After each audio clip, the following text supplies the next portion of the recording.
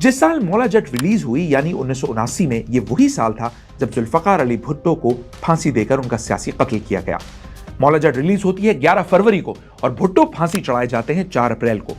इस बीच 52 दिनों में फिल्में पसंद करने वाले ज्यादातर पाकिस्तानियों ने अपने तौर पर तकरीबन ये तय कर लिया था कि जियाउल हक नूरी नत है और भुट्टो मौला जट, यानी जिया विलन और भुट्टो नेक हीरो। जिया मफादात के लिए जुल्म का रास्ता इख्तियार करने वाला और भुट्टो हक की खातिर सूली पर चढ़ जाने वाला। नवाया है सूर्या।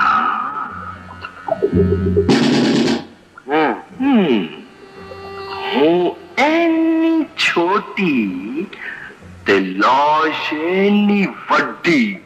इस पॉलिटिकल कोइंसिडेंस की वजह से भी फिल्म को बड़ी शोहरत मिली, लेकिन जाहिर है जिया को यह शोहरत न हजम होनी थी ना हुई। उन्होंने सेंसर बोर्ड पर फिल्म रोकने के लिए दबाव डाला, मगर सरवर भट्टी हवा का रुख भांप चुके थे। वो समझदार आदमी भी थे, अदालत से बर वक्त स्टे ऑर्डर ले लिया और यूं फिल्म की नुमाइश जारी रही। बल्कि जारी कहना छोटा लफ्ज है, कहा जाता है कि सिनेमाओं के बाहर खिड़की तोड़ रश 2-2.5 साल तक रहा।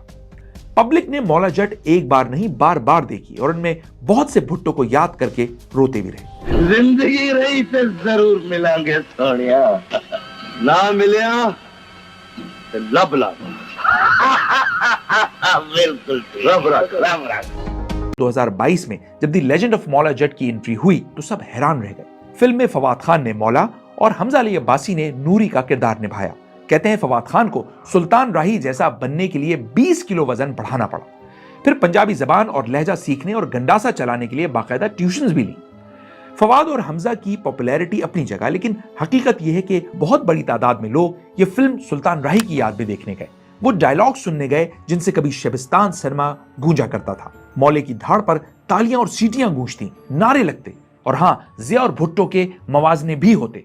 अब ना तो वैसे सिनेमा रहे, ना वो जोशो खरोश, ना जिया ना भुट्टो, लेकिन मौला अब भी जिंदा है, क्योंकि मौले नु मौलाना मारे ते मौला नहीं मार सकता पैना, रब दे बाद उन्हें सिर्फ मैं मार सकता।